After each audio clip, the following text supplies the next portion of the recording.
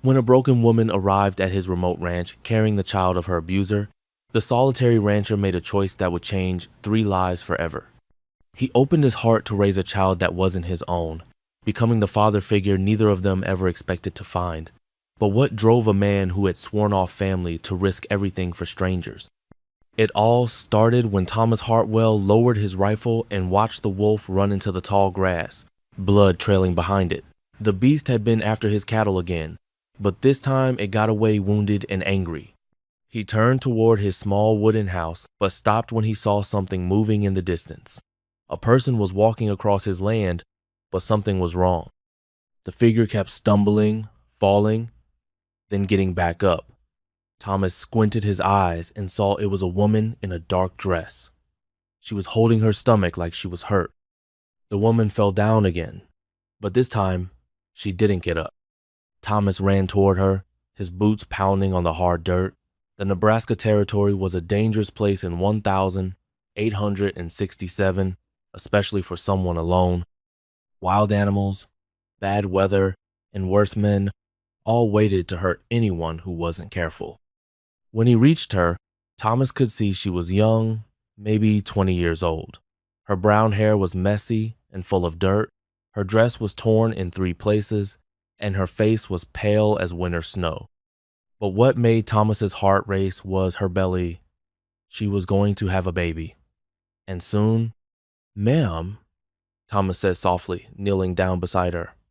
"Ma'am, can you hear me?" The woman's eyes opened slowly. They were green like spring grass, but filled with fear. When she saw Thomas, she tried to crawl away from him. "Please don't hurt me," she whispered. "I don't have any money. I don't have anything." "I'm not going to hurt you," Thomas said, keeping his voice quiet like he did when he talked to scared horses. "My name is Thomas Hartwell.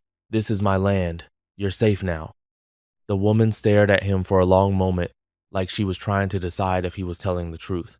Thomas had learned to read people during the war, and he could see she had been hurt badly by someone. The way she held herself, the way she looked at him, someone had done terrible things to her. "Can you stand up?" Thomas asked. "I need to get you inside before the storm comes." Dark clouds were rolling in from the west, and the wind was getting stronger. Thomas could smell snow in the air. If they didn't get to shelter soon, they would both be in trouble. The woman tried to sit up, but cried out in pain. "The baby!" she gasped. "Something's wrong with the baby." Thomas felt his stomach drop. He had helped birth calves and foals, but never a human baby. The nearest doctor was 3 days away by horse, and the nearest town was 2 days. If this woman was having her baby now, Thomas would have to help her by himself. "What's your name?" Thomas asked, carefully lifting her up. She was lighter than he expected, like she hadn't eaten enough food in weeks. "Eliza," she said, gripping his shirt. "Eliza Morrison." Thomas carried her toward his house, walking as smoothly as he could. Behind them, the first snowflakes began to fall. The wounded wolf howled somewhere in the distance, a sound that made Thomas walk faster. His house was small but warm. Thomas had built it himself after the war, when he decided he needed to find peace on the prairie. It had 2 rooms downstairs and a small room upstairs where he slept. The main room had a fireplace, a wooden table, and 2 chairs he had made from trees on his land. Thomas laid Eliza on his bed, which was in the smaller room next to the kitchen. She was shivering, so he covered her with his best blanket, the one his mother had made before she died. "I need to check on my animals," Thomas said. "The storm's getting worse. Will you be all right for a few minutes?" Eliza nodded, but Thomas could see she was scared to be alone. He wished he could stay with her, but his horses and cattle would die in the cold if he didn't get them to shelter. Thomas ran to his barn and led his 3 horses inside. Then he called his cattle, and they came running when they heard the storm getting louder. The snow was falling harder now, and the wind was howling like the injured wolf. When Thomas got back to the house, he found Eliza trying to get out of bed. "I should go," she said. "I shouldn't stay here. You don't know me. You don't know what I've done. You're not going anywhere in this storm," Thomas said firmly. "And I don't care what you think you've done. Right now, you need help. and I'm the only one here to give it. Eliza looked at him with those green eyes, and Thomas saw something he recognized. It was the same look he had seen in his own mirror after the war, the look of someone who had lost everything and didn't know how to trust anyone anymore. Thunder crashed outside, and Eliza jumped. Thomas noticed she put her hands over her belly like she was protecting the baby from the sound. "Are you hungry?" Thomas asked. "I have soup on the stove." "I haven't eaten in 2 days," Eliza admitted quietly. Thomas brought her a bowl of beef soup and watched her eat. She was definitely hungry. She finished the whole bowl in less than 5 minutes. But she kept looking at the door like she expected someone bad to come through it. "Who are you running from?" Thomas asked. Eliza stopped eating. Her face went white again, and her hands started shaking. "I can't tell you," she whispered. "If I tell you, you'll make me leave. Or worse, you'll send me back to him." Thomas sat down in the chair next to the bed. Outside, the storm was getting worse. The wind was so loud it sounded like a train was coming through his walls. "Lady, I've been through a war," Thomas said. "I've seen men do terrible things to each other. Whatever happened to you, I've probably seen worse. And I promise you this, nobody is taking you anywhere you don't want to go. Not while you're on my land." Eliza stared at him for a long time. Then she started crying, not loud crying, but quiet tears that rolled down her cheeks like rain on a window. "He said he was a man of God," she finally whispered. "He said he was going to help me, but he lied about everything." Morning came with bright sunlight that made the snow sparkle like diamonds. Thomas woke up on the floor of the main room where he had slept so Eliza could have the bed. His back hurt from sleeping on the hard wood, but he had slept in worse places during the war. He could hear Eliza moving around in the other room, so he knew she was awake. Thomas started a fire in the stove and put coffee on to boil. The smell of coffee always made everything seem better. "Good morning," Eliza said softly from the doorway. She had combed her hair and tried to fix her torn dress, but Thomas could see she was still scared. "Morning," Thomas replied. "Coffee will be ready soon. How are you feeling?" "Better," Eliza said, but Thomas noticed she was holding her stomach again. "The baby's moving a lot today." "When is it due?" Thomas asked, pouring coffee into 2 tin cups. "Soon, I think. Maybe 2 weeks, maybe less." Eliza sat down at the table carefully. "I don't know much about babies. My mother died when I was little, and I never had sisters." Thomas handed her the coffee and sat across from her. In the daylight, he could see that Eliza was pretty, but she looked tired and worried. Her green eyes kept moving around the room like she was looking for danger. "Tell me about this man," Thomas said. "The one who hurt you." Eliza's hands tightened around her coffee cup. "His name is Reverend Caldwell. He came to our town in Missouri with a wagon full of books and medicine. He said he was starting a mission in the territories, and he needed people to help him." "What kind of mission?" Thomas asked. "To bring God to the frontier towns," Eliza said. "To help people who didn't have churches or schools. My father thought it was a good idea. He said I should go with Reverend Caldwell and learn to be a teacher." Thomas could already guess what happened next, but he let her tell the story her own way. "At first, everything seemed fine," Eliza continued. "There were 6 of us, 3 men and 3 women. We traveled for 2 weeks, and Reverend Caldwell was kind to everyone. He read the Bible every night and talked about doing God's work." Eliza stopped talking and stared into her coffee. Thomas waited. He had learned during the war that sometimes people needed time to find the right words for bad things. "Then we got to a town called Cedar Falls," Eliza said finally. "It was small, maybe 50 people. The townspeople were happy to see us. They gave us a place to stay and food to eat. But that first night," Eliza's voice broke, and she started crying again. Thomas reached across the table and put his hand over hers. Her fingers were cold and shaking. "He came to my room," Eliza whispered. "He said God had told him I was meant to be his wife. I said no, but he was stronger than me. The other people in our group, they didn't help me. They said I must have done something to tempt him." Thomas felt anger rising in his chest like fire. He had met men like this Caldwell during the war, men who used God's name to do evil things. "How did you get away?" Thomas asked. "I waited until everyone was asleep. Then I took a horse and rode away," Eliza said. "I've been traveling for 3 weeks, trying to get far enough away that he won't find me. But the horse went lame 2 days ago, and I had to leave it behind." "He's still looking for you?" "Yes." Eliza's voice was so quiet Thomas almost couldn't hear her. "He thinks the baby belongs to him. He thinks I belong to him. He told people in every town that I stole money from the mission, so they would help him find me." Thomas stood up and walked to the window. The snow had stopped, and the sky was clear blue. His land looked peaceful and clean, but Thomas knew that peace could be broken easily by bad men. "You can stay here," Thomas said, turning back to Eliza, "as long as you need to." "You don't understand," Eliza said, shaking her head. "He's not going to give up. And when people find out about the baby, they'll think I'm a bad woman. They'll want me to leave." "Let me worry about what people think," Thomas said. "This is my land, and I decide who stays and who goes." Eliza looked at him with surprise. "Why would you help me? You don't even know me." Thomas sat back down at the table. This was a hard question, because he wasn't sure he knew the answer himself. Maybe it was because he remembered what it felt like to be alone and scared. Maybe it was because his house had been too quiet for too long. Or maybe it was because he could see that Eliza was a good person who had been hurt by someone evil. "During the war, I was wounded in a battle," Thomas said.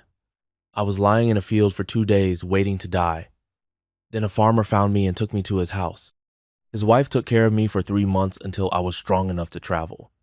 They didn't know me, but they saved my life anyway." "What happened to them?" Eliza asked. "Confederate soldiers burned their farm and killed them both," Thomas said. "I've always wondered if I could have saved them if I had stayed, but I was young and stupid, and I thought I needed to get back to the war." Thomas paused and looked at Eliza. "Maybe this is my chance to pay back what they did for me." Eliza was quiet for a long time. Then she said, "What if Caldwell comes here? What if he brings other men with him?" "Then we'll deal with it," Thomas said simply. "But until then, you're safe here." That afternoon, Thomas showed Eliza around his small farm. He had 30 cattle, 3 horses, and some chickens. His vegetable garden was covered with snow now, but in the spring it would grow corn, beans, and squash. There was a creek that ran through his land, so he always had fresh water. "It's beautiful," Eliza said, watching the cattle gather around the hay Thomas had put out for them. "So peaceful." "It is now," Thomas agreed. "But it took me 3 years to make it this way. When I first came here, there was nothing but grass and sky." They walked back to the house as the sun was setting. The snow made everything look clean and new, like the world was starting over. "Thomas," Eliza said as they reached the porch, "what will happen when the baby comes? I don't know how to take care of a child by myself." Thomas looked at her serious face and made a decision that would change both their lives. "You won't be by yourself," he said. "We'll figure it out together." But even as he said the words, Thomas wondered if they would have enough time before Reverend Caldwell found them. The sound of breaking dishes crashed through the morning air like gunshots. Thomas rushed into the kitchen to find Eliza standing over shattered plates, her face pale as fresh snow, hands shaking like autumn leaves. "I'm sorry," she whispered, dropping to her knees to gather the pieces. "I'm so clumsy. I'll replace them somehow, I promise." Thomas knelt beside her, his rough hands covering her trembling ones. "Plates can be replaced. People can't." He helped her stand, noting how she still flinched when he moved too fast. "Besides, I never liked those plates much anyway. They were my mother's, and she had terrible taste." A tiny smile crossed Eliza's lips before disappearing again. It was the first time he'd seen even a hint of happiness since she arrived. That afternoon, Thomas watched from the barn as Eliza attempted to hang laundry on the line. The autumn wind kept stealing the sheets from her grasp, wrapping them around her growing belly like white ghosts. Her frustration mounted with each failed attempt, and Thomas could see tears beginning to form. He walked over quietly. Wind's got a mind of its own today. Everything has a mind of its own except me, she said bitterly. I can't even hang clothes properly anymore. Thomas studied her face, seeing something deeper than frustration. You know, I've been hanging laundry wrong for 5 years. Maybe you could show me the right way? She looked at him with surprise. You want me to teach you? Figure we could both learn together. They worked side by side, Thomas deliberately making mistakes so she could correct him. With each successful sheet hung, her confidence grew a little more. By evening, the clothesline was full, and Eliza was actually laughing at Thomas's exaggerated struggles with a stubborn pillowcase. That night at dinner, Thomas brought up the subject he'd been avoiding. Winter's coming fast. Town's a hard ride when the snow gets deep. Eliza's fork stopped halfway to her mouth. Are you asking me to leave before then? I'm asking you to stay through it. The words came out faster than he intended. Baby's due in spring. Roads will be too dangerous for traveling. She set down her fork carefully. I won't be a burden on you, Thomas. I can earn my keep. This isn't about earning anything. Thomas pushed food around his plate, trying to find the right words. I lived alone here for 5 years after the war. Thought I preferred it that way. But having someone to cook for, someone to talk to, I forgot what that felt like. Eliza studied his weathered face in the lamplight. What if the baby cries too much? What if I'm not a good mother? What if you are? Thomas interrupted gently. What if that baby is exactly what this old house needs? The next morning, Thomas found Eliza in his small library, running her fingers along the spines of his books. She jumped when he entered, like she'd been caught stealing. I didn't mean to snoop, she said quickly. I love books. I used to teach school back in Missouri before. She trailed off, the shadow of her past crossing her face. Thomas pulled down a worn copy of poetry. Take any you want. They've been lonely on those shelves. You won't mind if I read to the baby? She asked, her hand moving to her belly. I know it sounds silly, but I want him to know stories and words and beautiful things. Doesn't sound silly at all. Thomas meant it. Reckon a baby should know about beautiful things from the start. That afternoon brought their first real test. Thomas was shoeing his horse when he heard shouting from the direction of the house. He ran toward the noise to find Eliza backing away from a man on horseback, Jake Morrison, a drifter known for trouble. Just being friendly, lady, Morrison was saying, his voice oily with false kindness. No need to be rude to a neighbor. Thomas stepped between them, his hammer still in his hand. Problem here, Jake? Morrison's eyes shifted from Thomas to Eliza and back. No problem, Tom. Just saying hello to your guest. My wife, Thomas said clearly, the lie rolling off his tongue like truth, and she's busy with household chores. Morrison's grin faded. Wife? That's interesting. Don't recall hearing about any wedding. Don't recall asking for your opinion. Thomas's voice carried the quiet authority of a man who'd faced down Confederate cavalry. Think it's time you moved along. After Morrison rode away, Eliza turned to Thomas with wide eyes. Why did you tell him I was your wife? Thomas felt heat rise in his cheeks. Seemed like the smart thing to say. Men like Morrison. They leave married women alone. But now people will think. Let them think what they want. Thomas met her gaze steadily. Question is, what do you think? She was quiet for a long moment. I think you're a good man, Thomas Hartwell. Better than I deserve. We all deserve better than we think, he replied. Question is whether we're brave enough to take it when it comes. That evening, as they sat by the fire, Thomas pulled out a wooden box from under his bed. Inside were letters, faded photographs, and a small velvet ring box. This was my grandmother's ring, he said, opening it to reveal a simple gold band with a tiny diamond. Been waiting for the right person to wear it. Eliza's breath caught. Thomas, I can't. You barely know me, my past, the baby. I know you hum when you're happy. I know you cry when you think no one can hear. I know you protect that baby with your life. He closed the box and set it on the table between them. The rest we can learn together. She stared at the ring box like it might bite her. What if I can't be what you need? What if you're exactly what I need? Thomas countered. What if we're both exactly what we need? The wind howled outside, rattling the windows and reminding them both that winter was coming whether they were ready or not. In the morning, Eliza would have to decide whether to trust this lonely rancher with her future and her child's life. But tonight, for the first time in months, she felt something she'd almost forgotten existed. Hope.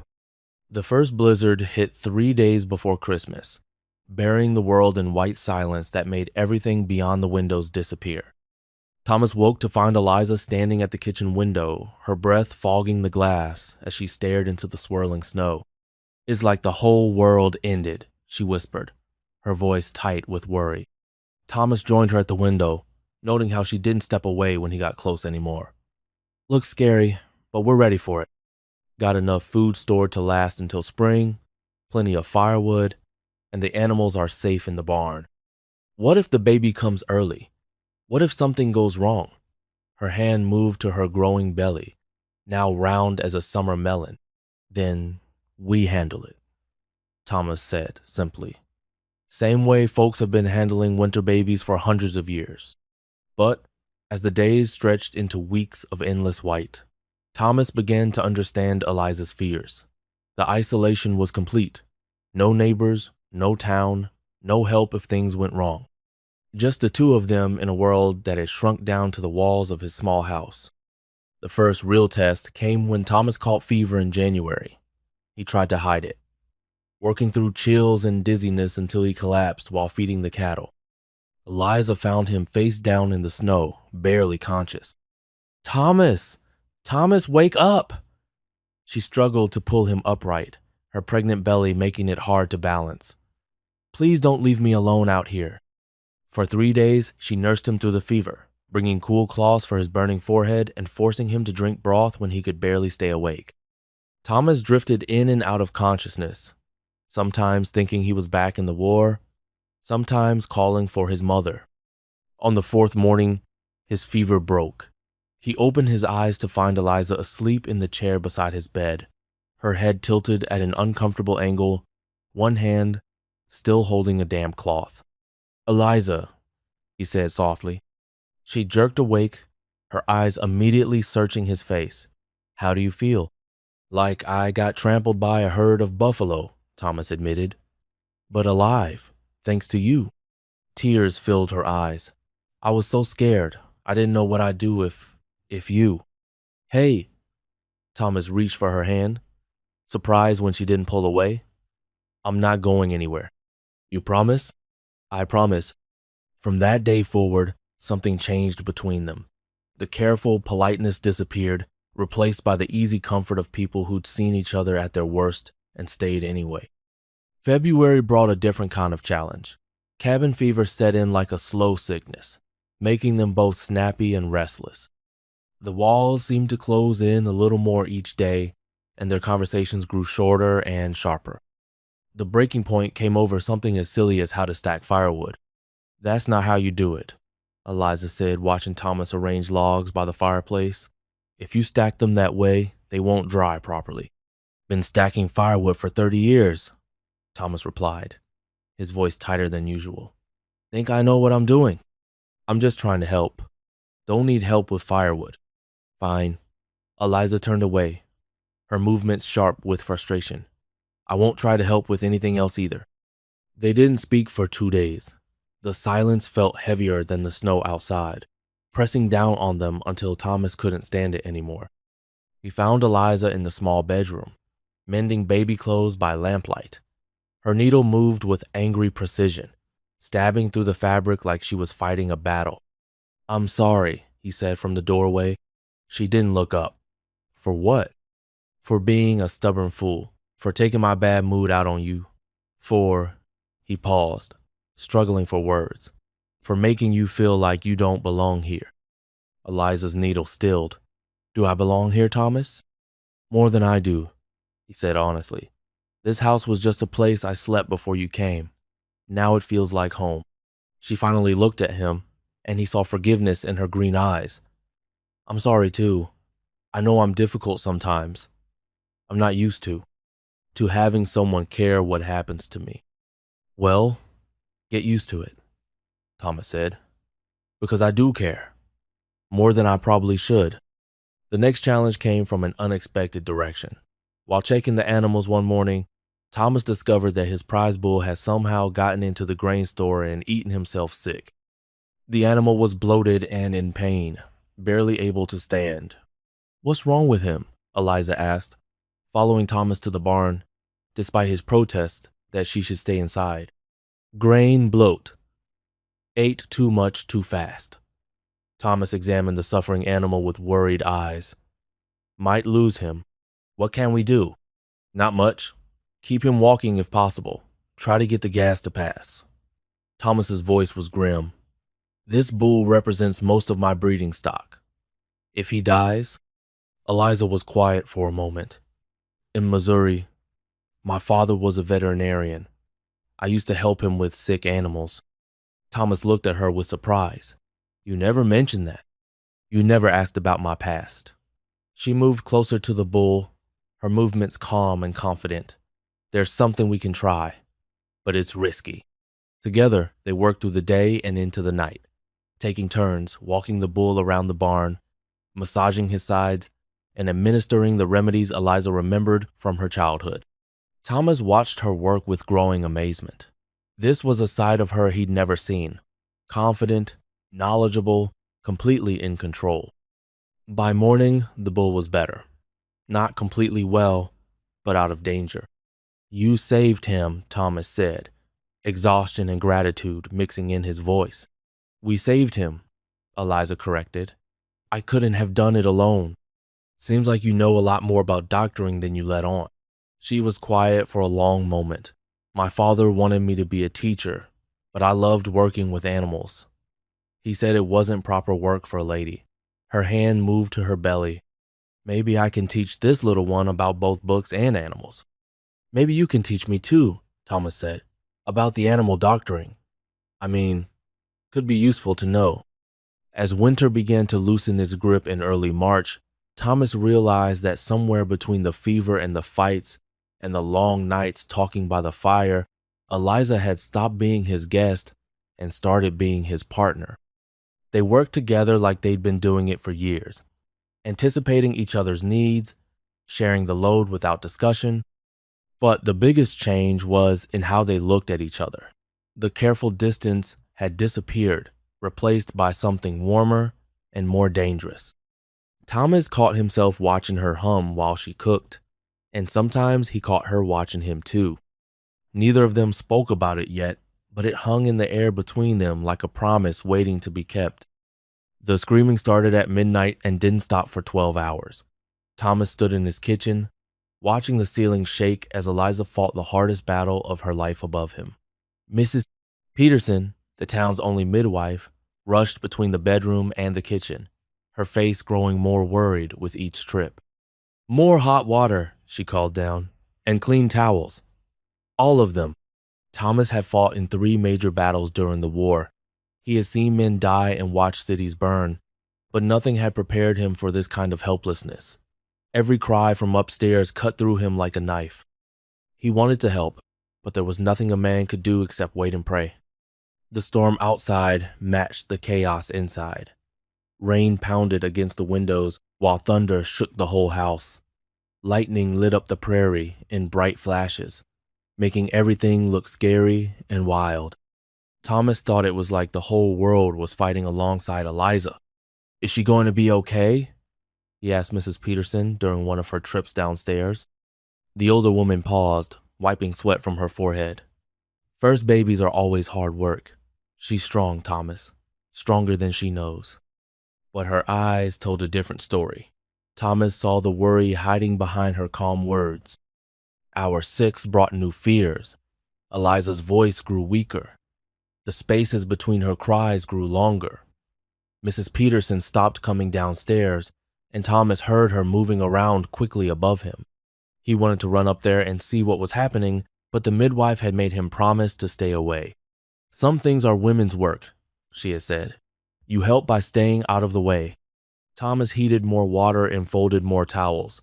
He swept the floor 3 times. He checked on the animals in the barn twice, getting soaked both times. Anything to keep his hands busy and his mind from thinking the worst thoughts. Around hour 9, something changed. Mrs. Peterson called down with a different voice, stronger, more hopeful. She's doing better now. The baby is coming. Thomas felt his knees go weak with relief. He sat down hard in his kitchen chair and put his head in his hands. All this time, he had been so scared of losing both of them. The thought of going back to his empty house, with no sounds of life, made his chest hurt. But then a new fear hit him. What if the baby looked like its real father? What if every time Thomas looked at the child, he would see that evil man's face? Could he love a baby that reminded him of someone so terrible? Thomas pushed those thoughts away. This baby was Eliza's. That was all that mattered. Hour 11 brought the sound he had been waiting for. A thin, angry cry pierced through the storm noise. Thomas jumped up so fast he knocked over his chair. The baby was here. The baby was alive. Mrs. Peterson's voice floated down the stairs. "Thomas, come up here." He climbed those steps like a man walking to church. His legs shook, but not from fear this time. When he reached the bedroom door, Mrs. Peterson smiled at him. "You have a son," she said. Thomas looked past her to the bed where Eliza lay. She looked pale and tired, but her eyes were bright. In her arms was a tiny bundle wrapped in the soft yellow blanket she had knitted during the long winter months. "Come see him," Eliza whispered. Thomas walked to the bed slowly, like he was approaching something holy. The baby was smaller than he had expected, red-faced and wrinkled, with a little bit of dark hair sticking up everywhere. His tiny fists waved in the air like he was boxing with invisible enemies. "He's perfect," Thomas said, and meant it. The baby's eyes opened for just a moment. They were gray-blue, like storm clouds. Thomas felt something break open in his chest, something warm and protective and fierce. "What should we call him?" Eliza asked. Thomas thought about his brother Matthew, who had died at Bull Run, a good man who never got the chance to have a family of his own. "Matthew," he said, "if you like it." Eliza smiled, the first real smile he had seen from her since that day by the well. Matthew Hartwell. She said it like she was testing how the name sounded. Thomas felt his heart skip. "You want him to have my name?" he asked. "Don't you want to be his father?" Thomas reached out one finger and touched the baby's tiny hand. Little Matthew grabbed on tight, like he never wanted to let go. "Yes," Thomas said. "More than anything." Mrs. Peterson watched them from the corner, packing up her supplies. She had delivered dozens of babies, but something about this moment felt different, special, like she was watching the start of something important. "He's going to be a strong one," she said. "Born in a storm, raised by good people. That boy will do great things." Thomas held his son for the first time as the storm outside began to calm. Lightning still flashed, but the thunder was moving away. The worst was over. Little Matthew made soft baby sounds and settled into his father's arms like he belonged there.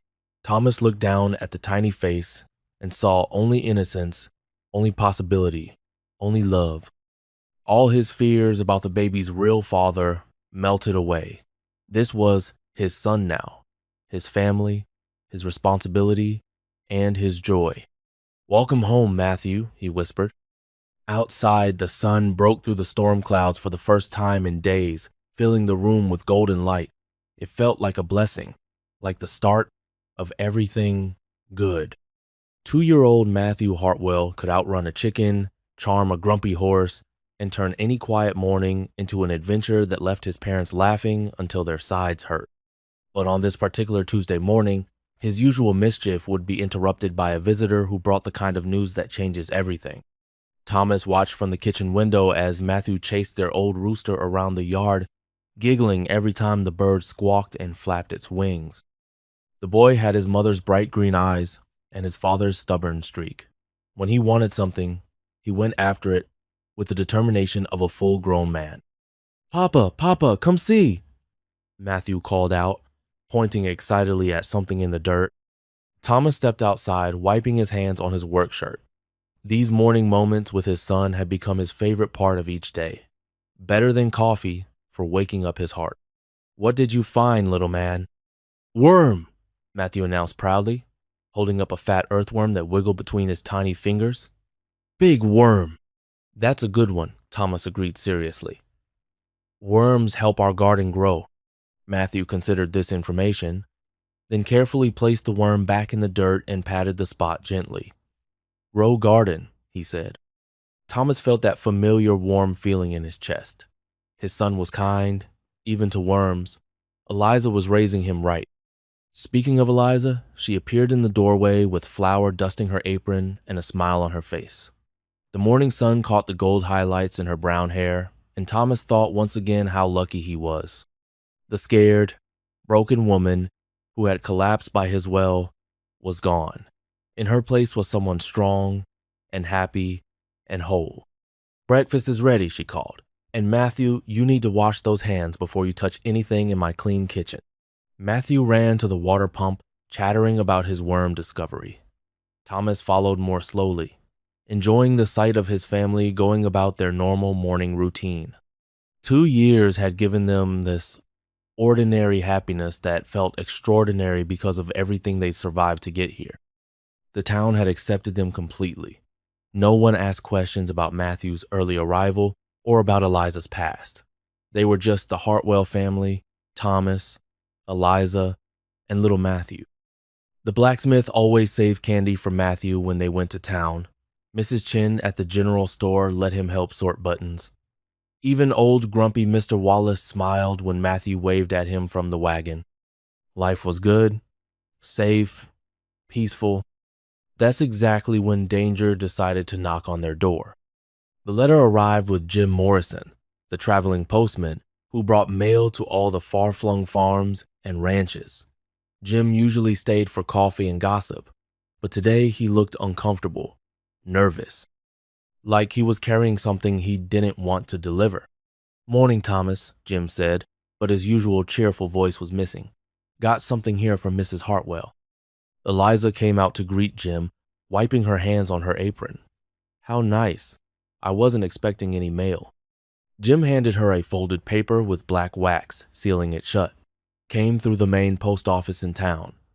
Fellow who sent it was asking lots of questions about folks living out this way." Thomas felt a cold finger of worry touch his spine. What kind of questions? Questions about families, new arrivals, especially about women and children. Jim's face was serious now. Town folks didn't much like his attitude. Something about him felt wrong.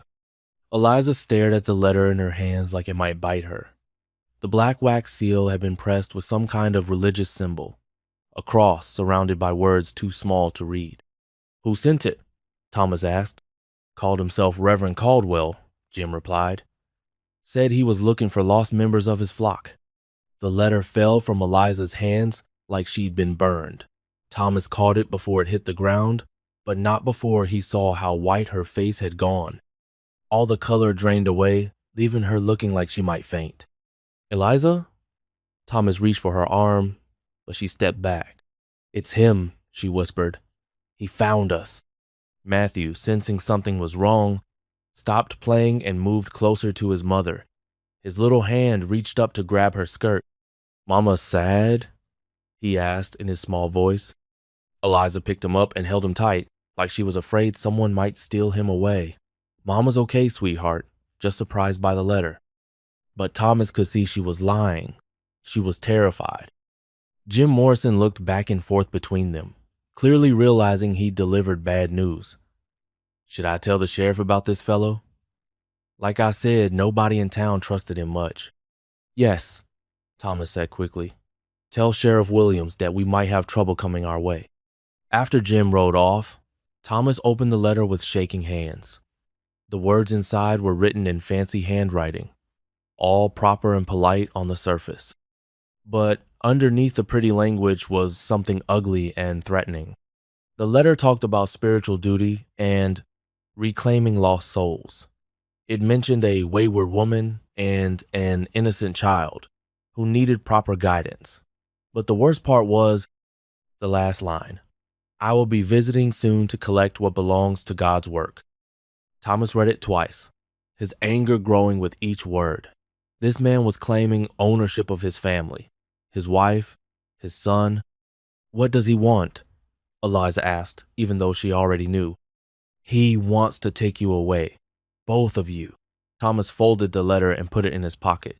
But that's not going to happen. Matthew looked up at his parents with worried eyes. He was too young to understand the words, but he could feel the fear and anger in the air around him. Nobody take Mama, he said firmly. Nobody take Matthew. Thomas knelt down to his son's level. That's right, buddy. This is our home, our family, and nobody is going to change that. But even as he said the words, Thomas was already planning where to hide Eliza and Matthew if trouble came, how to defend the house, which neighbors might help, which weapons to clean and load. The peaceful morning was over. The war was coming to them whether they wanted it or not.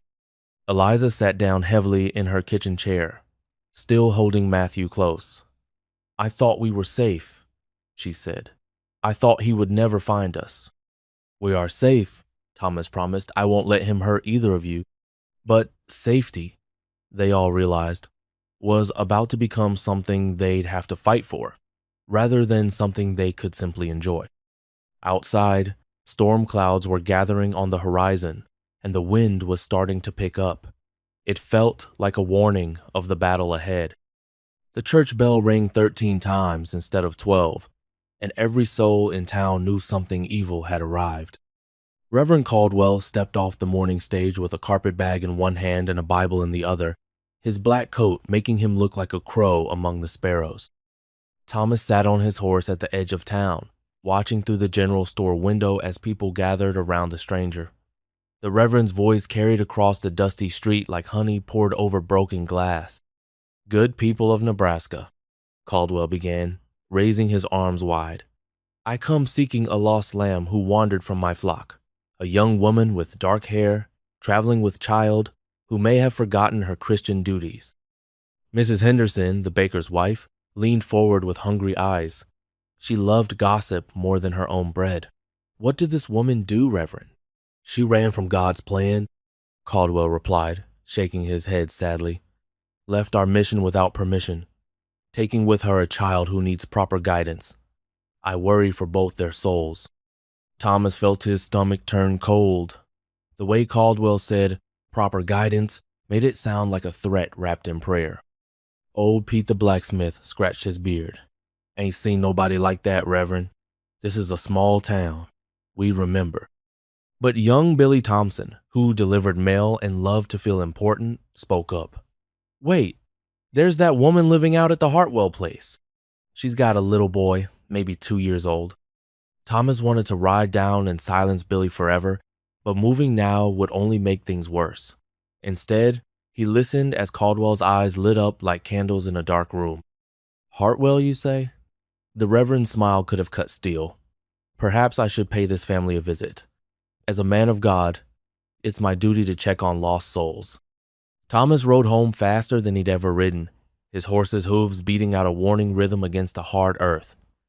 He burst through the kitchen door to find Eliza teaching Matthew how to stack wooden blocks. He's here, Thomas said, breathing hard. The Reverend, in town, asking questions. Eliza's face went white as winter snow. Matthew looked up from his blocks, sensing the fear in the room without understanding it. Mama sad? The little boy asked, reaching his small arms toward Eliza. No, baby, she whispered, lifting him close. Mama's just thinking. Thomas knelt beside them both. We need to be ready. I'm going to ride to see Sheriff Williams tonight. We need official papers, something that proves Matthew belongs with us. What if that's not enough? Eliza's voice shook like leaves in a storm. Then we'll make it enough, Thomas promised. But first, we need the law on our side.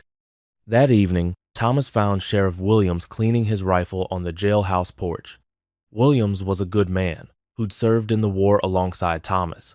If anyone would listen to reason, it would be him. Evening, Tom, Williams said without looking up. Heard we got ourselves a visiting preacher. Seems like a righteous fellow. Seems like a snake to me, Thomas replied, settling into the chair beside his old friend. That man's not what he appears to be, Jake. Williams finally looked up, studying Thomas's face in the lamplight. You want to tell me why you think that? Thomas chose his words carefully. Let's just say he has an unhealthy interest in other people's families. Specifically, mine. Your family? Williams raised an eyebrow. Tom, you've been a bachelor for 5 years running. What family? I got married last week, Thomas said quietly, to Eliza. She's a good woman, Jake. Has a little boy who calls me Papa. We're happy. Williams set down his rifle. This wouldn't have anything to do with the woman that preacher's looking for, would it? Thomas met his friend's eyes steadily. Eliza's my wife now. Matthew's my son. Whatever happened before doesn't matter. What matters is keeping my family safe. Tom, Williams said slowly, if this preacher has legal claim to the woman or child, he doesn't. Thomas pulled out the marriage certificate he'd gotten from Judge Morrison the week before. This makes it legal. Eliza chose to marry me. Matthew chose to call me Papa. No preacher can change that. Williams examined the papers by lamplight. Everything looked proper and official. Well, this seems to settle things. I'll have a talk with Reverend Caldwell tomorrow. Let him know his search ends here. But as Thomas rode home under the star-filled sky, he couldn't shake the feeling that papers alone wouldn't stop a man like Caldwell. Some people took what they wanted, regardless of law or decency. Back at the ranch, he found Eliza sitting by the window, watching the road with Matthew sleeping in her arms. The sight of them waiting for him filled Thomas with a fierce protectiveness he'd never felt during the war. Everything all right? She asked softly. Will be, Thomas promised, though he made sure to check the locks on both doors before bed. Meanwhile, in town, Reverend Caldwell sat in his rented room above the Mercantile, writing letters by candlelight. His smile grew wider with each word he wrote. Soon, very soon, he would reclaim what belonged to him. The next morning brought news that made Thomas's blood run cold. Billy Thompson rode out to the ranch with a message from Sheriff Williams. Tom, Billy panted, sliding off his horse. The sheriff says to tell you that preacher's got legal papers. Says he's the girl's legal guardian, appointed by some court back east. Says the boy belongs in his custody. Thomas felt the world tilt sideways. What kind of papers? Don't know exactly, but they look official. Got seals and everything. Sheriff says he's real sorry, but the law's the law. After Billy left, Thomas found Eliza in the garden, pulling weeds with shaking hands, while Matthew played nearby with his wooden horse. She looked up when she heard his footsteps, and the hope in her eyes nearly broke his heart. What did the sheriff say? She asked. Thomas knelt down beside her, taking her dirt-stained hands in his. We're going to fight this, he said firmly. Whatever papers that man has, we'll find a way around them. You're my wife now. Matthew's my son. Nobody's taking that away from us. But even as he spoke the words, Thomas could see Caldwell's shadow growing longer across their small piece of happiness. The real battle was just beginning. That man ain't leaving town, Mrs. Henderson announced to anyone who would listen, her voice carrying across the general store like a bell. Says he's got God's work to finish here. Thomas heard her words as he loaded supplies into his wagon, and his hands tightened on the flour sack he was lifting.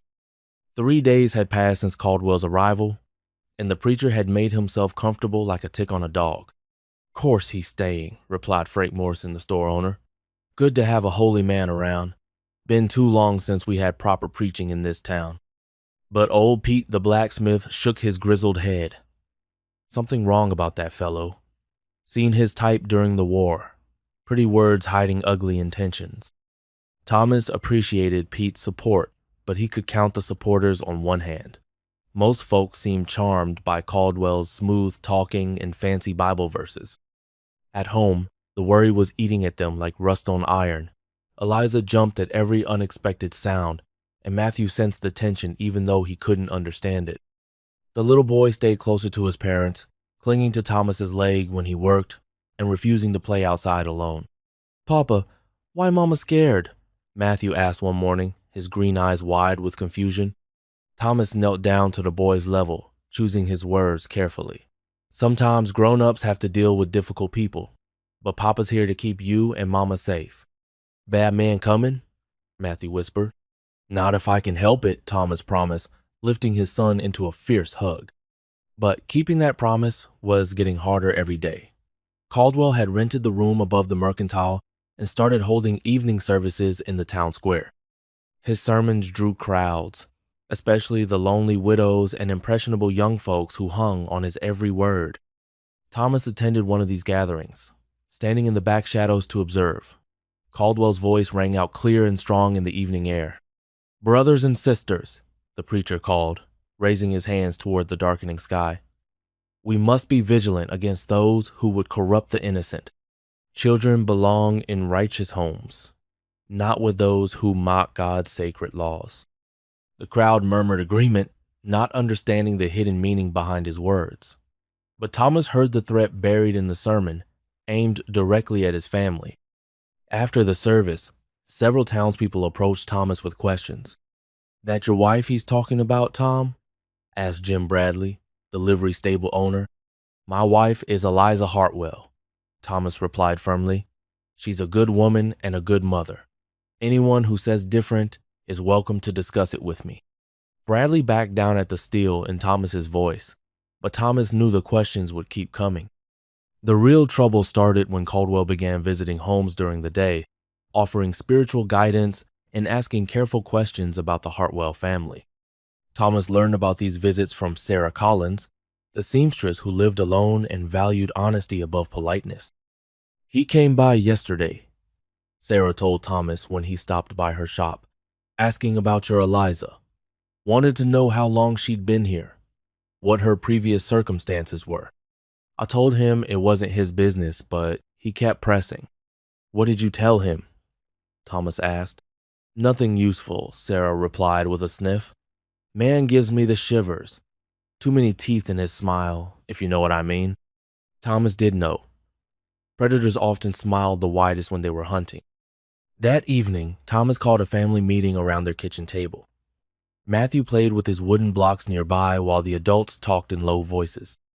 We need to be prepared for anything, Thomas said, his voice serious but calm. Caldwell's not giving up easily. He's working to turn the town against us. Eliza's hands shook as she poured coffee. What if he succeeds? What if people believe his lies? Then we'll prove them wrong, Thomas replied. But we need to be smart about it. No more going to town alone, Eliza. And Matthew stays close to the house at all times. I feel like a prisoner in my own home, Eliza whispered. Thomas reached across the table to take her hand. It's temporary. Once people see what he really is, they'll understand. But Thomas wasn't sure he believed his own words. Caldwell was clever, wrapping his poison in pretty packages that fooled good people. The breaking point came on Thursday afternoon. Thomas had ridden to the far pasture to check on sick cattle, leaving Eliza and Matthew at home with strict instructions to stay inside. When he returned 2 hours later, he found Caldwell's black horse tied to his fence post. Thomas's blood turned to ice water in his veins. He approached the house quietly, hearing voices through the open kitchen window. Caldwell's smooth tone mixed with Eliza's frightened responses, and underneath it all, Matthew's confused crying. Thomas burst through the front door to find a scene that made his vision go red around the edges. Caldwell stood too close to Eliza, who had backed against the kitchen counter with Matthew pressed behind her like she was trying to shield him with her own body. Get away from my family, Thomas said, his voice deadly quiet. Caldwell turned slowly, that snake oil smile spreading across his face. Ah, the protective husband returns. How touching. Papa! Matthew cried, trying to run to Thomas, but Eliza held him back, afraid to move away from the wall. You're not welcome here, Thomas said, his hand moving to the rifle he'd grabbed from beside the door. I'm doing God's work, Caldwell replied, his pale eyes gleaming with something that wasn't holy. This woman was promised to my mission. The child belongs under proper Christian guidance, not with a man pretending to be his father. I don't pretend anything, Thomas shot back. Matthew is my son in every way that matters. Caldwell laughed, a sound like breaking glass. We both know that's not true. The boy carries the seed of a righteous man. He belongs with those who can teach him proper values. Thomas felt the truth hit him like a physical blow. Caldwell wasn't just claiming Matthew because of some legal papers. The man was claiming to be the boy's real father. You're lying, Eliza whispered, but her face had gone pale as moonlight. Am I? Caldwell asked, his smile growing wider. Look at the boy's eyes, woman. Look at his hands. Tell me you don't see the resemblance. Thomas looked at Matthew, really looked, and felt his world begin to crumble. The boy did have Caldwell's pale eyes, now that Thomas thought about it, and his hands were long and thin like the preacher's. But then, Matthew broke free from his mother's grasp and ran straight to Thomas, wrapping his small arms around Thomas's legs. Papa home, the boy cried joyfully. Papa save us from bad man. In that moment, Thomas understood something important. Blood might determine who helped create a child, but love determined who raised him. Matthew chose Thomas as his father every single day. Get out, Thomas said again, raising the rifle, and don't come back. Caldwell's smile faded into something cold and dangerous. This isn't over, Hartwell. I'll have what belongs to me, one way or another. The law will support a father's rights over a stranger's claims. The preacher left, but his threat hung in the air like smoke from a poisoned fire. Thomas knew the real battle was just beginning, and everything he loved hung in the balance. Fire roared through the night like an angry beast. Thomas jolted awake to orange light dancing on his bedroom walls and the terrible sound of horses screaming in fear. The barn! He shouted, leaping from bed. Through the window, flames reached toward the stars like giant fingers. His prize stallion, Mercury, reared inside the burning building while smoke poured from every crack in the wooden walls. Eliza sat up fast, her heart pounding. Where's Matthew? They both turned toward the child's small bed, empty. Matthew! Eliza's scream cut through the roar of fire. She stumbled toward the main room while Thomas grabbed his boots. Outside, sparks fell like deadly snow on their roof. In the kitchen, a nightmare waited. Reverend Caldwell stood near the back door, holding 2-year-old Matthew tight against his black coat. The little boy's face was red from crying, his small fist pushing against the man's chest. Mama! Matthew sobbed, reaching toward Eliza with desperate arms. Let him go. Eliza's voice shook, but her hand stayed steady as she picked up the big kitchen knife. Now. Caldwell smiled, but his eyes looked crazy in the firelight coming through the windows. You ran from God's plan, child, but God always finds his lost sheep. You're no man of God, Eliza said. The knife glinted as she stepped closer. You're a monster who hurts women. Careful with your words. Caldwell's grip on Matthew got tighter. The boy whimpered. This child needs proper raising, not from a fallen woman and her protector. Thomas burst through the front door, covered in soot and ash. His shirt was torn and his hands were black from fighting the fire. Behind him, orange light painted the whole world in the color of danger. Put my son down. His voice was quiet, but it carried the weight of thunder before a storm. In his hands, his old army rifle pointed straight at Caldwell's heart. Caldwell laughed, a sound like glass breaking on stone. Your son? We both know the truth about this child's real father. I know the truth, Thomas said, stepping into the room. Matthew is mine. Has been since the day he was born. Blood doesn't make a father, love does. The fire outside grew louder. Pieces of burning wood crashed down from the barn roof. Through the kitchen window, they could see their neighbors running toward the flames with buckets of water. But the real battle was happening right here, in this small room where a family's future hung by a thread. You can't stop what's meant to be, Caldwell said, his face twisted with anger. I have rights, legal rights. You have nothing, Eliza said. She moved closer, the knife still in her hand. I know what you did to other women. Mrs. Patterson told me about her sister in Kansas. You left her with nothing but shame and a baby she couldn't feed. For the first time, fear flickered in Caldwell's eyes. That's different. No, Thomas said. It's exactly the same. You're a wolf in sheep's clothing, and everyone's starting to see your teeth. Matthew squirmed harder in Caldwell's arms. Papa, Papa, he cried, his little hands reaching toward Thomas. The word hit Caldwell like a slap. His grip loosened just enough, just for 1 second. Eliza moved like lightning. The knife slashed down, cutting deep into Caldwell's wrist. He screamed and dropped Matthew, who tumbled toward the floor. Thomas dove forward, catching his son before he hit the ground.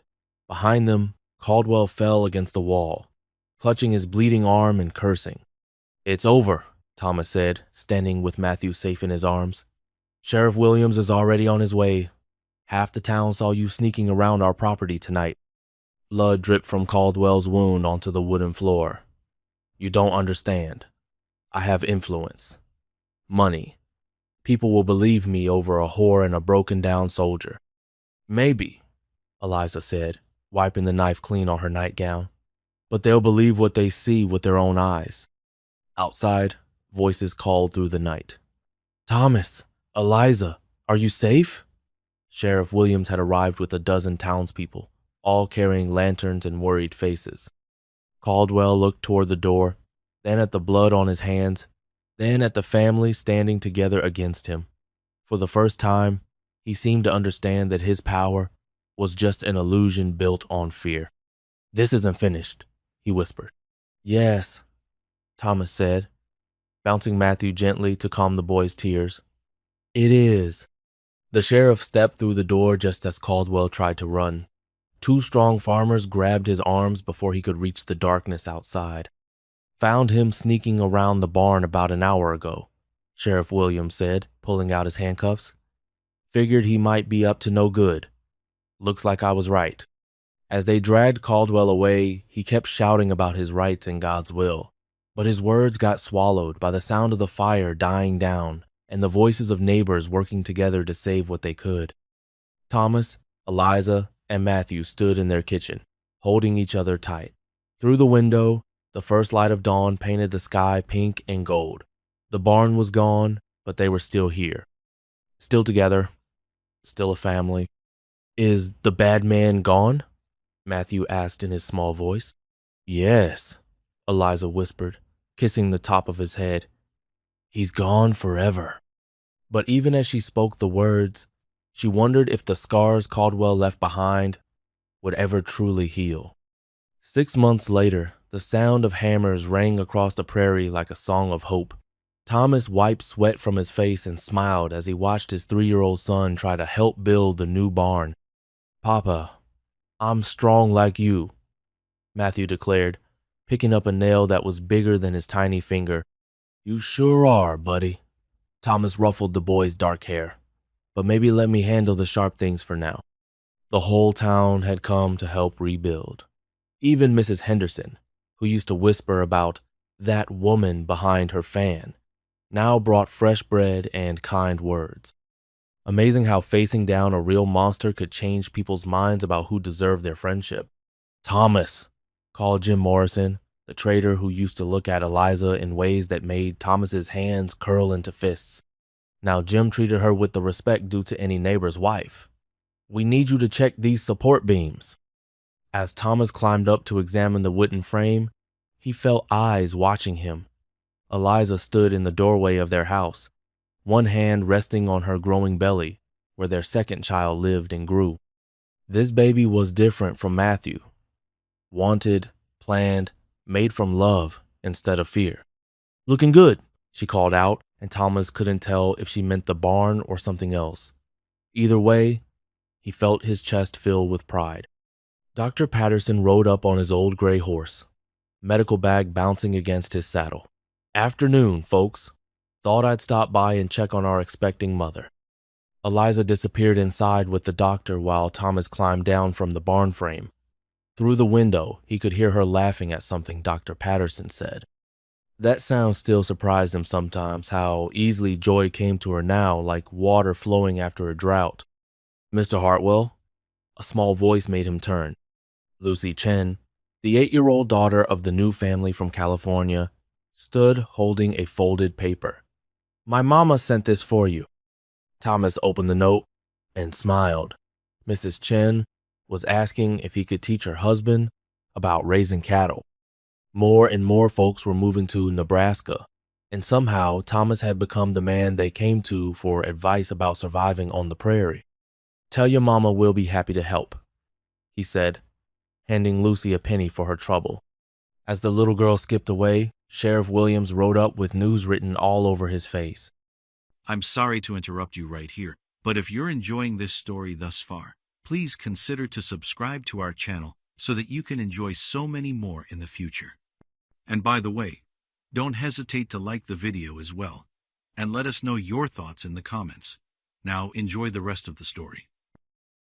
Got word from the territorial prison, Williams said, climbing down from his horse.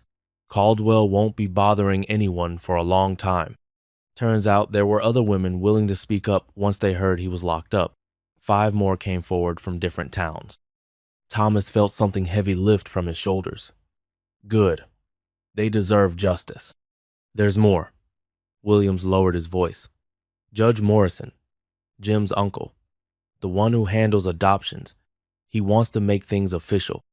Says any man who'd stand up to a monster like Caldwell deserves to have his family protected by law. Before Thomas could ask what that meant, Matthew came running over with his arms full of wood shavings. Papa, look what I made. The boy had somehow turned the shavings into the shape of a horse. That's beautiful, son. Thomas knelt down to Matthew's level. What are you going to name your horse? Thunder, Matthew announced, like the storm that brought Mama to us. Sometimes children said things that cut right to the truth.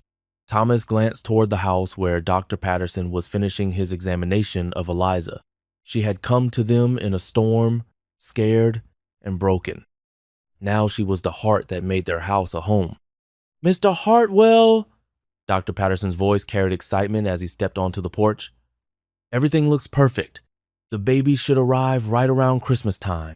Christmas. Thomas tried to imagine their little family with another child, another voice calling him Papa. The thought made him smile so wide his face hurt. That evening, after the neighbors had gone home and Matthew was asleep in his bed, Thomas and Eliza sat on their new porch swing. The old one had burned with the barn, but this one was bigger, built to hold a growing family. Dr. Patterson says it might be a girl this time, Eliza said, her hand moving in small circles on her belly. What would you like to name her? Thomas asked. Hope, Eliza said without hesitation. I want to name her Hope.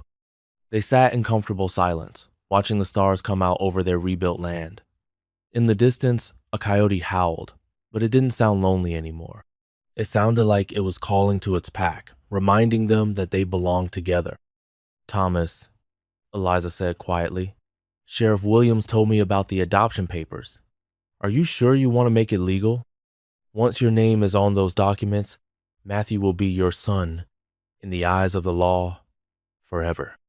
Thomas thought about all the ways a person could become a father. Some men got the title by accident. Others earned it through sleepless nights and patient teaching, through protecting small dreams and wiping away tears. I've been his papa since the day he was born, Thomas said. The papers will just make it official. A shooting star streaked across the sky, bright and brief and beautiful. Make a wish, Eliza whispered. Thomas closed his eyes and wished for more evenings like this one, peaceful and full of love, with his family safe beside him and the future stretching out like an unwritten story. When he opened his eyes, Matthew was standing in the doorway in his nightshirt, rubbing sleepy eyes. I had a bad dream, the boy said. Come here, buddy. Thomas lifted Matthew onto his lap.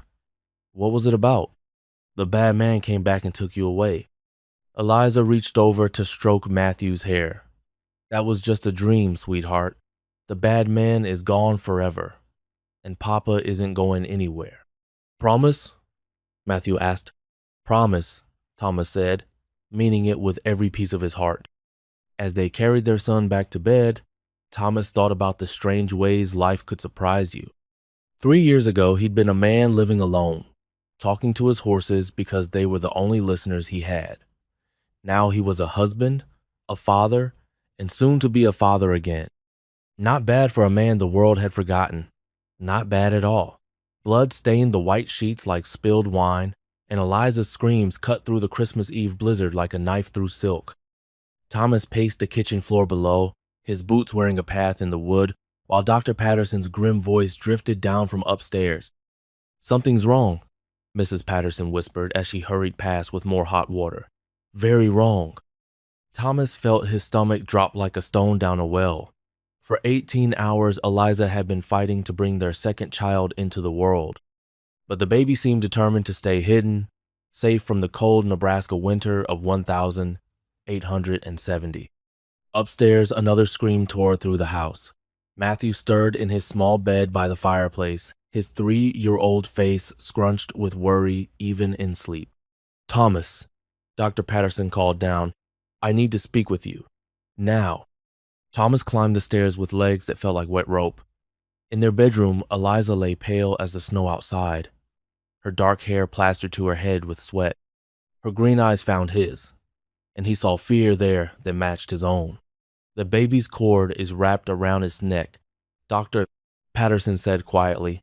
"I've tried everything I know, but," he shook his head, "we're losing them both." The words hit Thomas like a cannonball to the chest. During the war, he'd watched good men die from wounds that couldn't be healed, but this was different. This was his family slipping away while he stood helpless.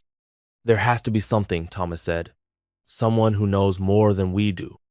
Mrs. Patterson looked up from changing bloody towels. "There is Gray Dove, the old Pawnee woman who lives by Willow Creek.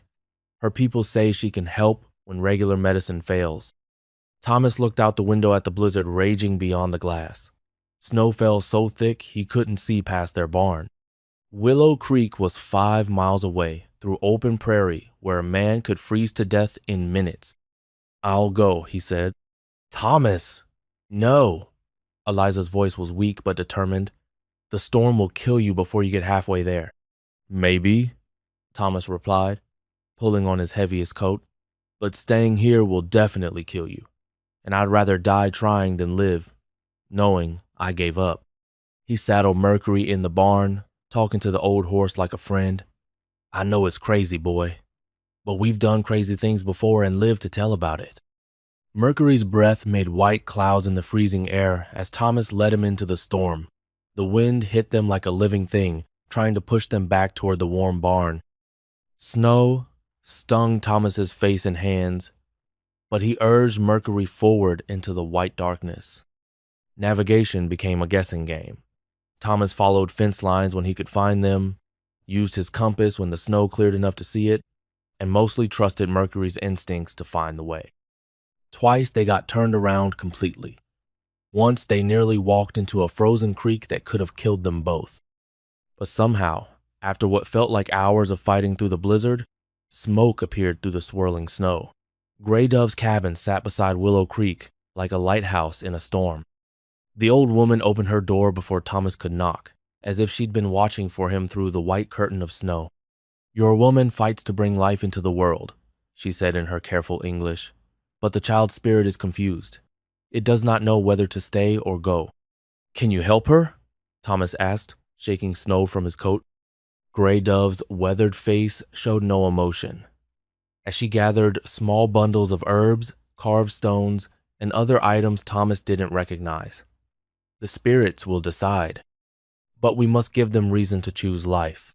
The ride back nearly killed them both. Mercury stumbled twice in deep drifts, and Thomas had to dismount to lead the horse around a fallen tree. His hands and feet went numb with cold, and ice formed in his beard. But Gray Dove sat behind him on the horse, chanting softly in Pawnee, her voice somehow cutting through the wind. "She still lives," Gray Dove said as they approached the house. "I can feel her spirit fighting." Inside, Dr. Patterson looked up from Eliza's bedside with amazement and relief. "I don't know how you made it through that storm, but thank God you did." Gray Dove moved to Eliza's side with quiet authority. She placed warm stones on Eliza's swollen belly and began a low chant that seemed to fill the room with invisible energy.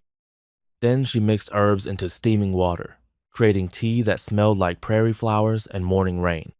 "Drink," she told Eliza. "This will help the little one remember why it wants to live." For the next hour, nothing seemed to change. Eliza sipped the tea between waves of pain while Gray Dove continued her chanting. Dr. Patterson checked and rechecked, but the baby remained stubbornly stuck. Then, just as Thomas began to lose hope, Eliza's eyes went wide with surprise. "Something's different," she whispered. "I can feel the baby moving. Really moving." Dr. Patterson examined her again, his tired face suddenly bright with amazement. "The cord! It's loosened! The baby's turning!" What happened next felt like watching a miracle unfold. Hope, Catherine Hartwell, entered the world with a cry that could wake the dead, her tiny fists waving as if she was celebrating her own victory over death. "She's beautiful," Dr. Patterson announced, placing the baby in Eliza's arms. "Perfect in every way."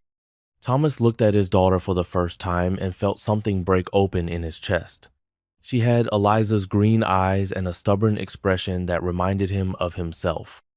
When she wrapped her tiny fingers around his thumb, he knew he'd ride through 1,000 blizzards to keep her safe. "How can I ever repay you?"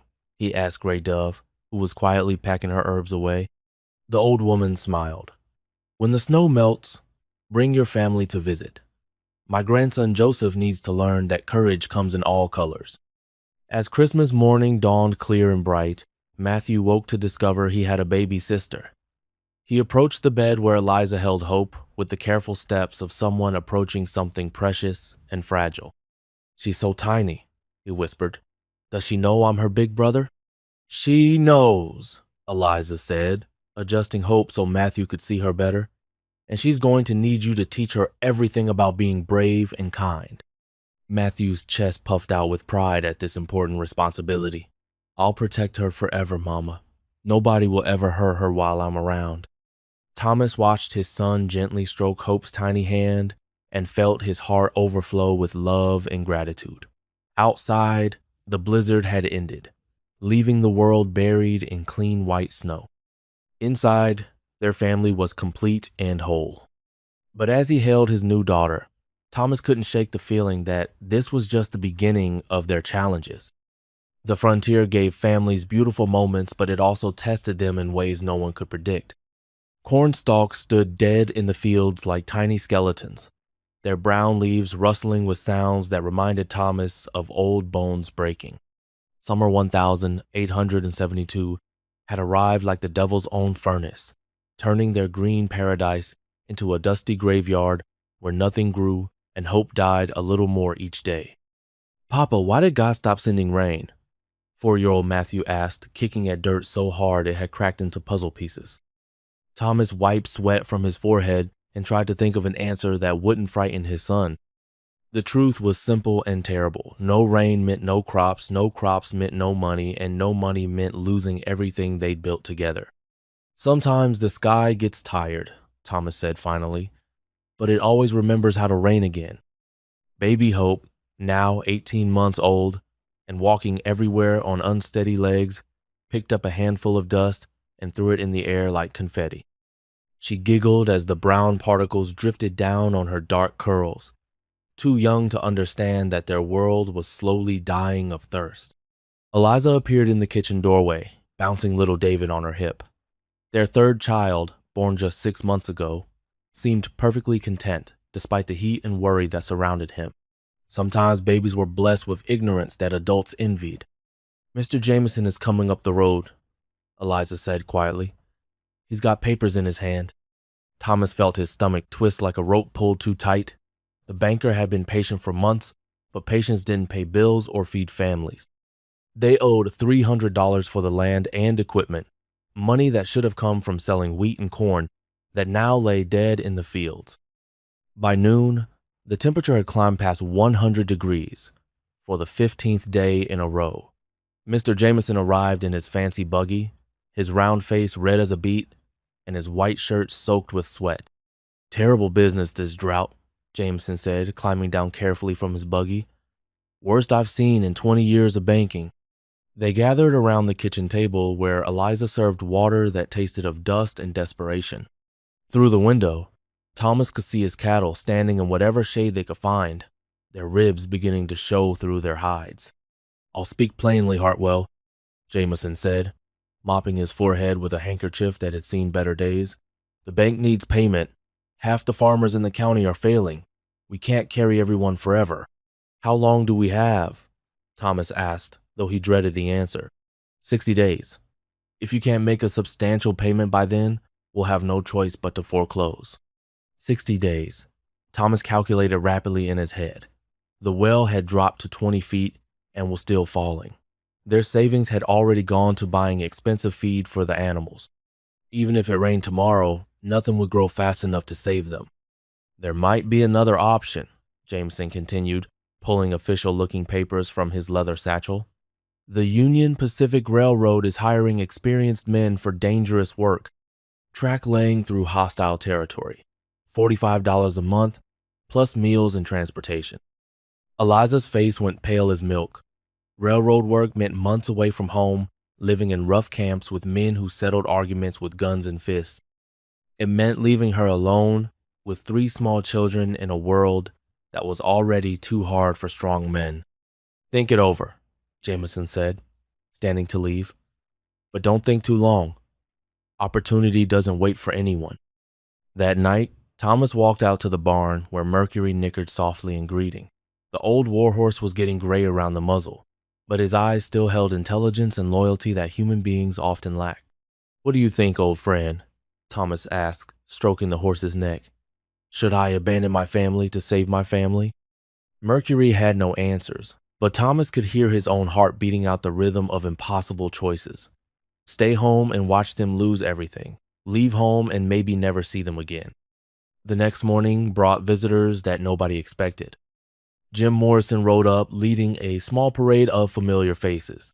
Pete Hansen, the blacksmith, Carlos Mendez from the general store, and most surprisingly, Joseph Running Bear, Gray Dove's grandson who worked as a translator for the territorial government.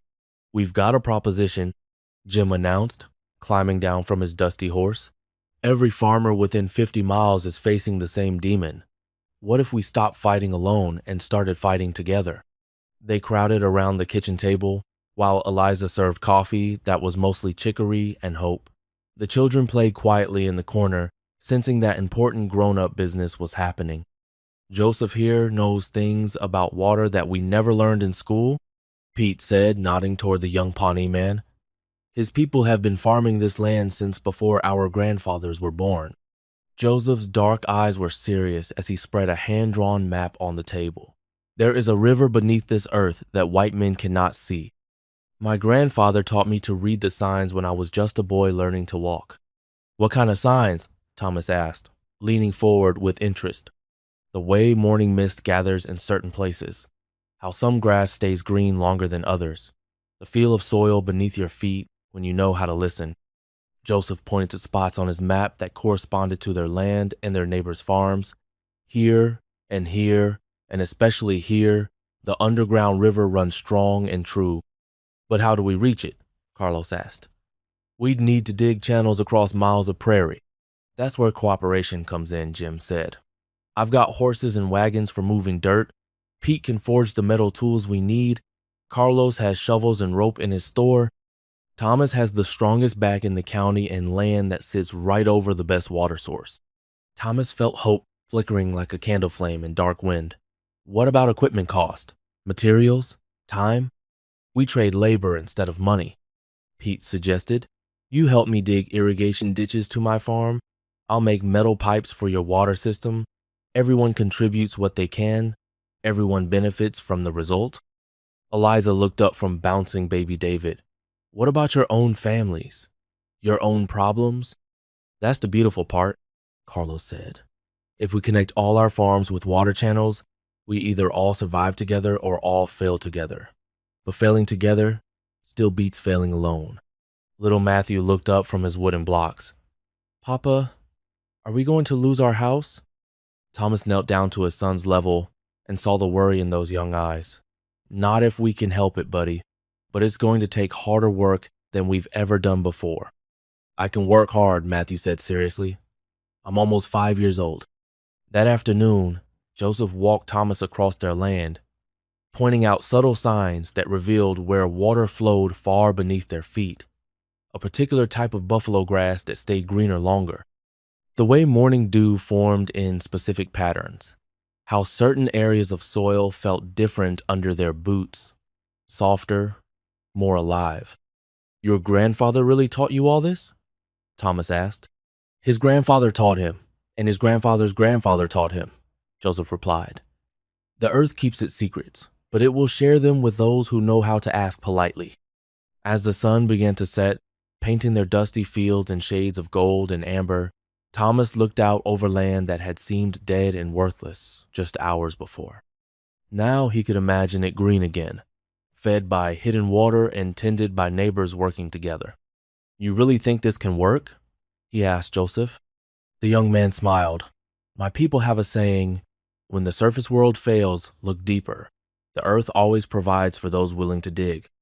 Sometimes the answer to impossible problems was simpler than anyone expected. Sometimes it just required looking at old challenges with new eyes. Thomas just hoped they had enough time to prove that cooperation could triumph over catastrophe. The sound of children's laughter drifted through the morning air like music, but 5-year-old Matthew could only watch from his bedroom window as other kids walked past their house toward the new schoolhouse in town.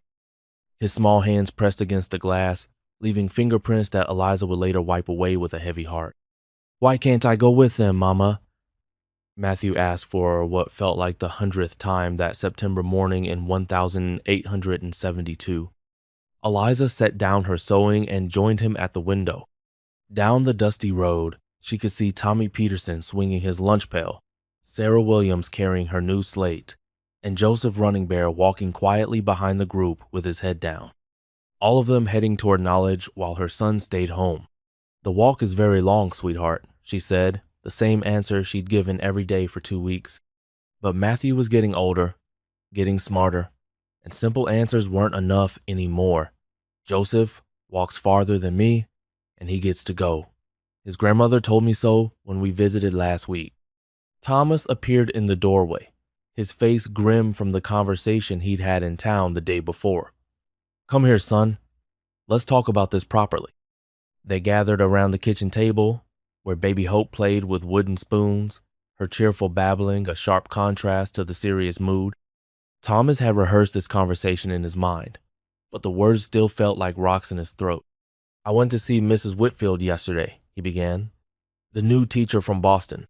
Matthew's eyes lit up with hope. What did she say? Can I start next week? She said. Thomas paused, looking for words a 5-year-old could understand without crushing his spirit entirely. She said some of the other parents have concerns about you joining the class. What kind of concerns? Eliza asked, though her tone suggested she already knew. They think Matthew might be disruptive. They have questions about his background. Background. Such a clean word for such an ugly truth. 3 families had already threatened to pull their children out if that boy was allowed to attend. Mrs. Whitfield, facing the loss of half her students and her income, had politely but firmly declined Matthew's enrollment. Matthew's young face scrunched with confusion. But I'm not disruptive. I sit quietly when you read stories. I help with chores. I'm nice to everyone. You are all those things, Thomas said, kneeling beside his son's chair. But sometimes people make decisions based on fear instead of facts. What are they afraid of? Matthew pressed. Eliza and Thomas exchanged glances over their son's head. How could they explain that some people still whispered about Reverend Caldwell?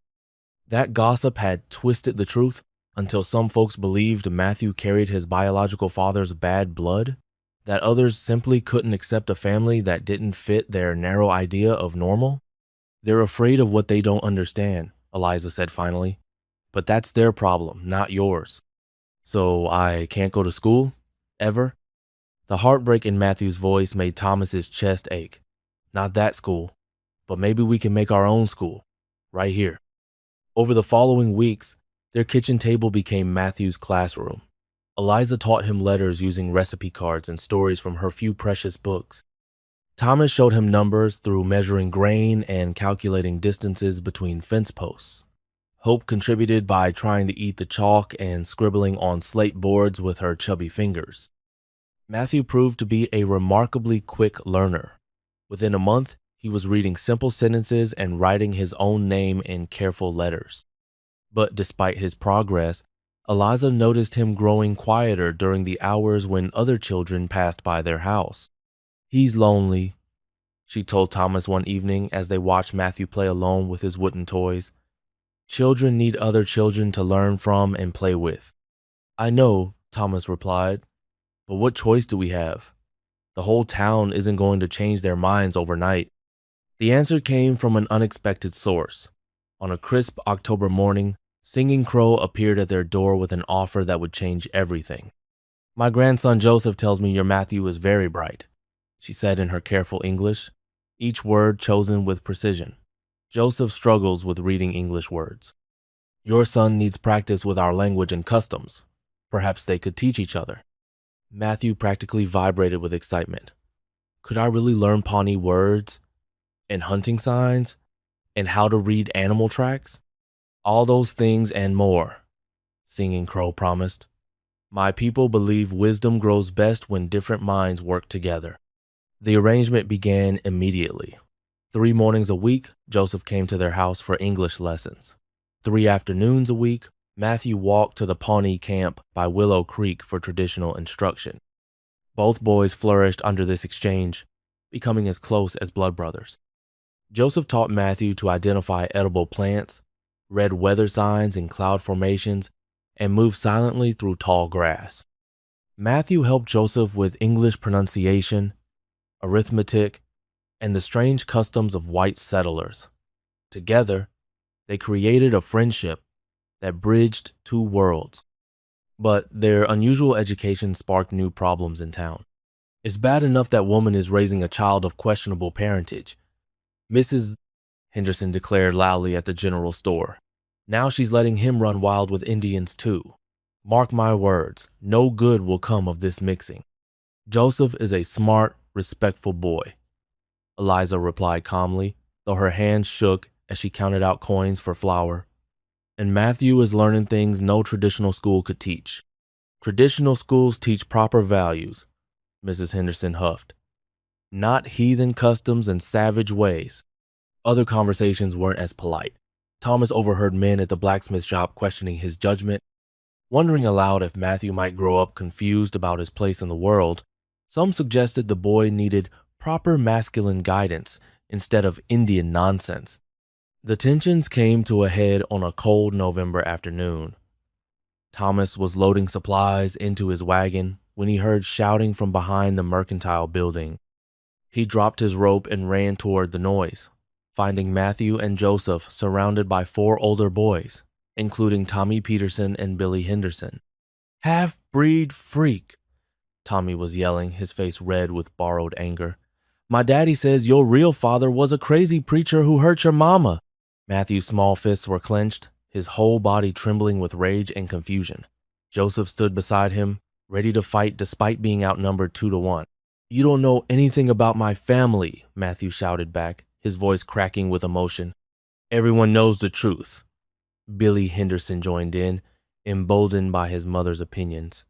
"Your mama was a fallen woman, and you're just a bastard pretending to belong somewhere." The word hit Matthew like a physical blow. He stumbled backward, his face crumpling with hurt. He was too young to understand, but old enough to feel. Thomas stepped into the circle, his presence immediately changing the atmosphere. The bully suddenly looked very small and very scared. "Boys," he said quietly, his voice carrying the weight of barely controlled fury, "I believe you have somewhere else to be." 3 of the 4 scattered like startled rabbits, but Tommy Peterson, puffed up with his father's authority and his grandfather's position on the town council, held his ground. "My daddy says this half-breed shouldn't even be allowed in town," Tommy declared, pointing an accusing finger at Matthew. "Says he's gonna cause trouble mixing with Indians and acting like he belongs with decent folk." Thomas knelt down until he was eye level with the boy, his weathered hands clasped tightly to keep them from shaking with anger. "Tommy," he said, his voice deadly calm, "your daddy is entitled to his opinions, but if I ever hear you calling my son names again, your daddy and I are going to have a very serious conversation about respect and consequences. Do you understand me?" Tommy's bravado crumbled under Thomas's steady gaze. "Yes, sir," he whispered, then ran away as fast as his legs could carry him. As the dust settled, Thomas put his arms around both boys.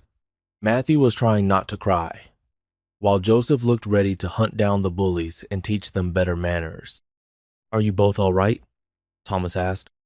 "Papa," Matthew said, his voice small and broken. "What's a half-breed? And what did he mean about my real daddy being bad?" Thomas felt his heart crack. This was the conversation he'd hoped to postpone for several more years, but Matthew's tormentors had forced his hand. "Son," he said carefully, "there are some things about your early life that you're old enough to know now. When we get home, your mama and I will tell you the whole truth." That evening, by the warm glow of the fireplace, while Hope slept peacefully in her cradle, Thomas and Eliza told Matthew the story of Reverend Caldwell. They explained how Eliza had been traveling with a religious mission when the preacher violated her trust and hurt her, how she'd fled across the prairie, scared and pregnant, until she collapsed near their well, how Thomas had chosen to love them both from that very first day. Matthew listened without saying a word, his young face serious beyond his years. When they finished, silence filled the room except for the crackling of burning logs. "So you're not my real papa?" he finally asked. "I'm the most real papa you'll ever have," Thomas said firmly. "Blood doesn't make a family, son. Choice does. Love does. Every day I wake up and choose to be your father, and every day you choose to be my son."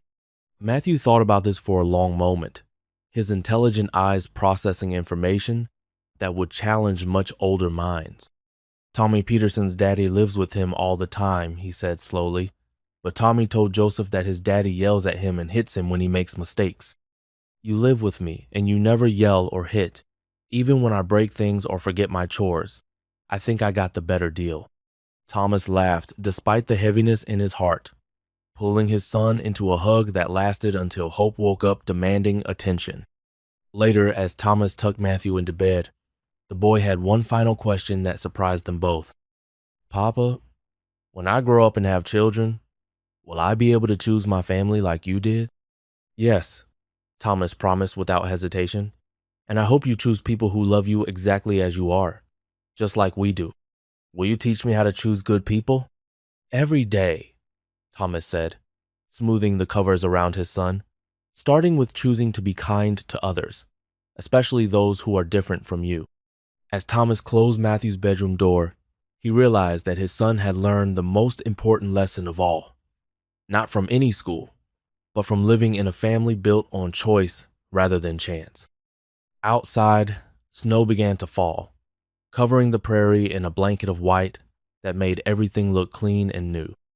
Tomorrow would bring fresh challenges, but tonight, their little family was safe and whole and loved. And that, Thomas thought, was education enough for any child. The sound of hammers rang across the prairie like a celebration song as spring arrived in 1875 with news that would change their lives forever. Thomas stood watching a crew of railroad surveyors mark boundaries on his land, their bright red flags fluttering in the warm breeze like tiny celebrations. "They want to buy the entire southern strip," Eliza said, reading the official letter for the 4th time that morning. "Enough money to pay off every debt we have and still leave us comfortable for years." 8-year-old Matthew looked up from the arithmetic problems he was solving at the kitchen table. His pencil paused mid-calculation. "Does that mean we're rich now, Papa?" "It means we have choices," Thomas replied, bouncing 3-year-old Hope on his knee while she tried to grab the surveyor's shiny compass. "More choices than we've ever had before." The railroad company's offer was generous beyond their wildest dreams. The new line would bring thousands of settlers through their county, and the depot would sit right on what used to be their cornfield. But money, Thomas had learned, was just another tool. What mattered was how you used it. That evening, after the children were asleep, Thomas and Eliza sat on their porch swing discussing possibilities that seemed too big for ordinary folks like them. "Remember how lost we felt when we first started here?" Eliza said, her hand tracing patterns on her skirt as she thought. "How we had to figure out everything by ourselves. Which seeds to plant, how to preserve food, how to survive the winters.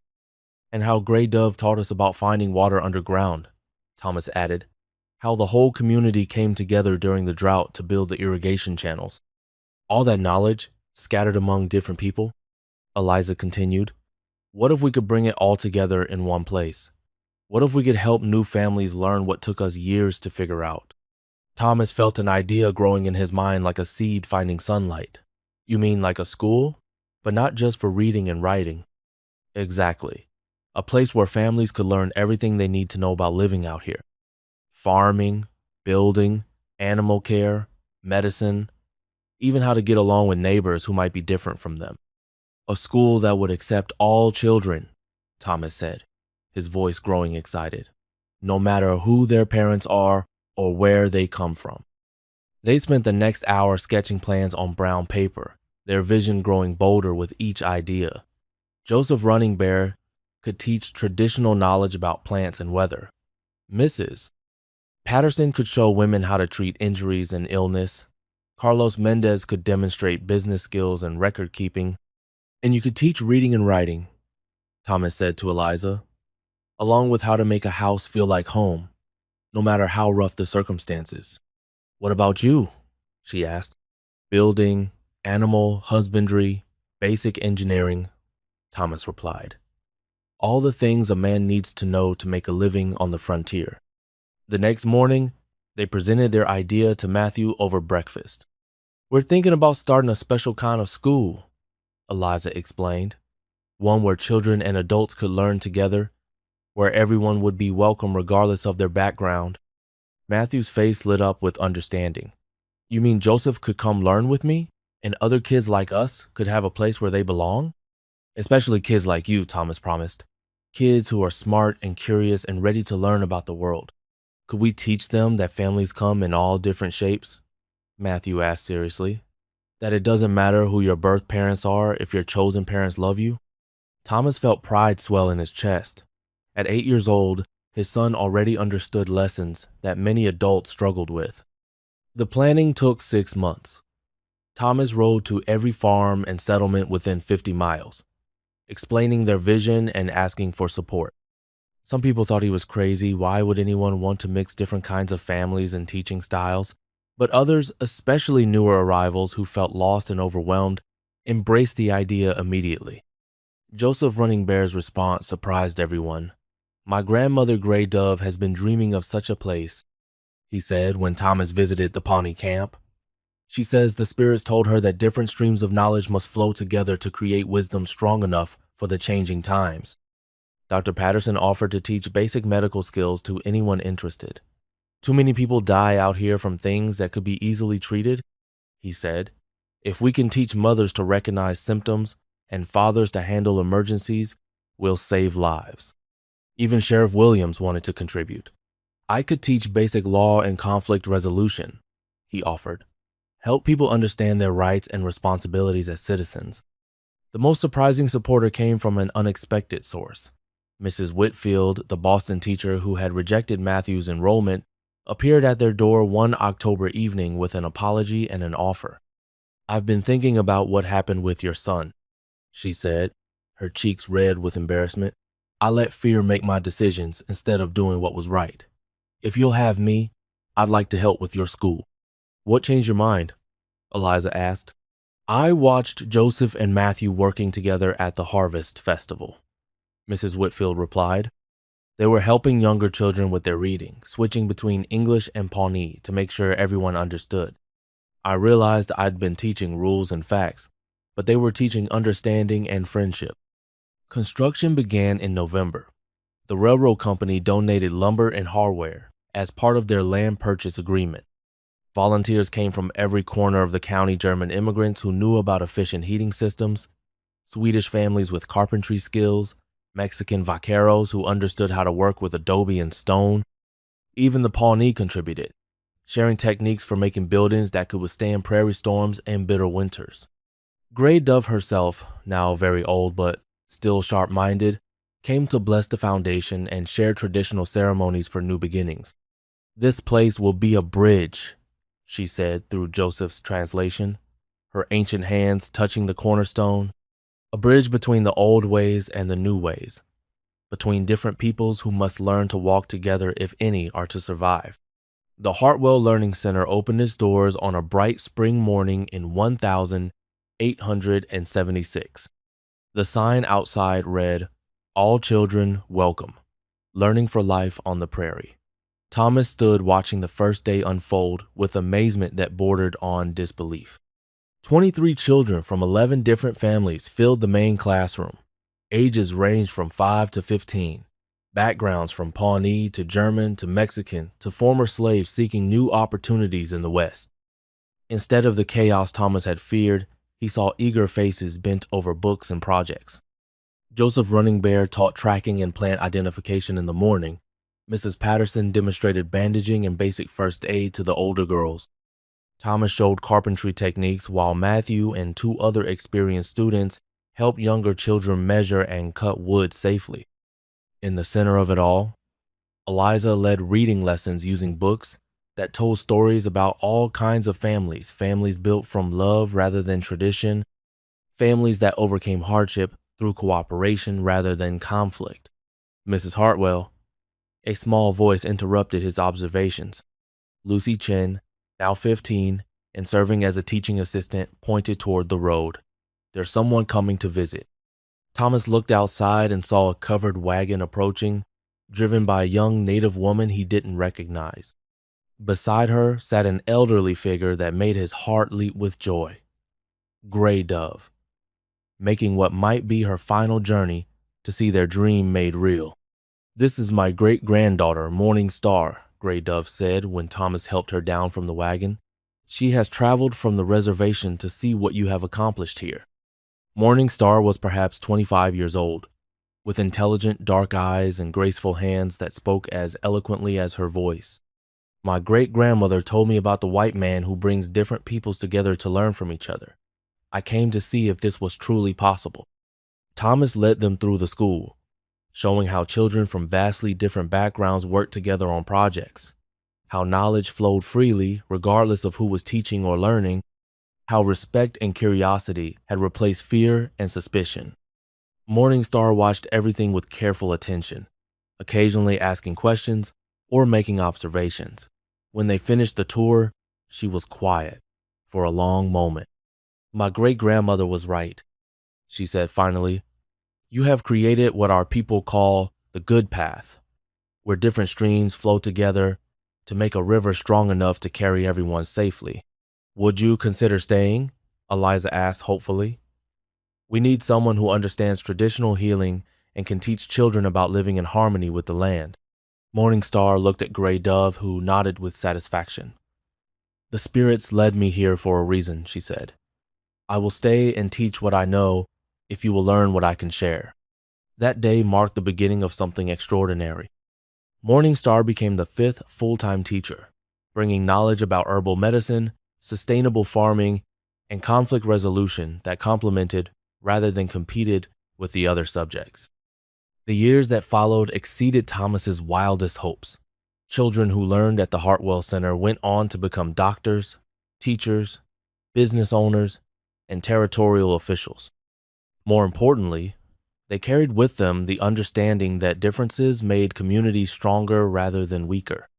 Matthew flourished in this environment, growing into a thoughtful young man who could speak 3 languages fluently and had friends from every ethnic group in the county. By age 13, he was helping to teach younger students and had begun talking about starting similar schools in other territories. Hope, now 6 years old, treated the multicultural classroom as perfectly normal. She played equally happily with children whose families spoke German, Spanish, Pawnee, or English, switching between languages as easily as changing clothes.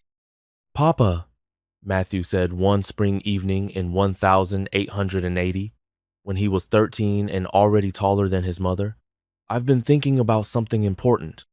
They were sitting on the porch after dinner, watching Hope chase fireflies in the gathering dusk while Eliza finished grading papers from her advanced reading class.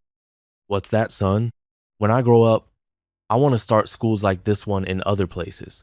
Places where families are struggling to fit in, where children are being left out because they're different.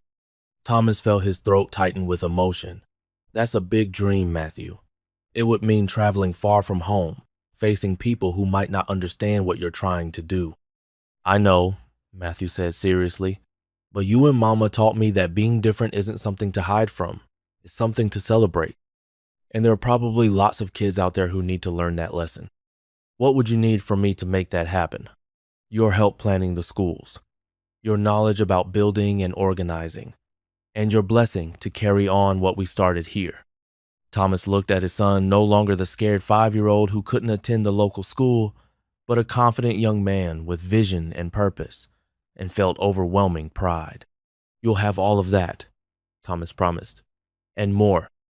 20 years later, when Thomas was approaching 60 and his hair had gone completely gray, a reporter from the territorial newspaper came to write about the Hartwell Learning Center and its impact on the region. What made you decide to start a school that welcomed everyone? The reporter asked, his pencil poised over his notebook. Thomas thought about all the ways he could answer that question. He could talk about the drought that taught them cooperation. He could mention Gray Dove's wisdom about different streams flowing together. He could describe the day Matthew was bullied for being different. Instead, he chose the simplest truth. My wife came to me carrying a child that wasn't mine by blood, but became mine by choice, he said. That child taught me that love builds stronger families than fear ever could. The school just grew from that same understanding. And what do you consider your greatest achievement? Thomas looked out over the bustling town that had grown around their school. Children of all backgrounds played together in the streets. Businesses thrived because cooperation had replaced competition. Families helped each other instead of judging each other. But what made him proudest was something smaller and more personal. My greatest achievement, he said, is that my children learn they have the power to choose who they become, regardless of where they started. And they're teaching that lesson to the next generation. As the reporter left, Thomas saw his family gathering for their weekly Sunday dinner. Matthew, now a young man of 23 running his own school in Montana Territory, had brought his wife Morningstar and their infant daughter. Hope, 16, and preparing to attend teachers college, helped Eliza set the table while chattering about her plans to specialize in early childhood education. 4 generations of chosen family, Thomas reflected. Not bad for a man who once thought he'd live and die alone.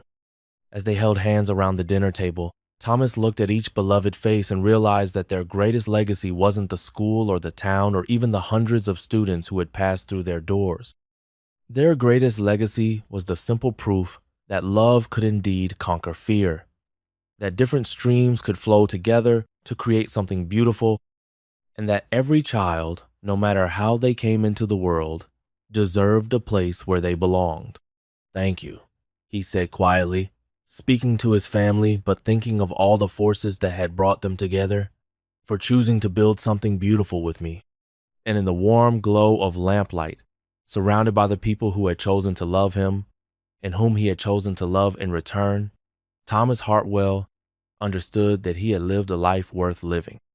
In the end, we are all children of the prairie, shaped by harsh winds, strengthened by adversity, and grown tall by reaching toward the light together.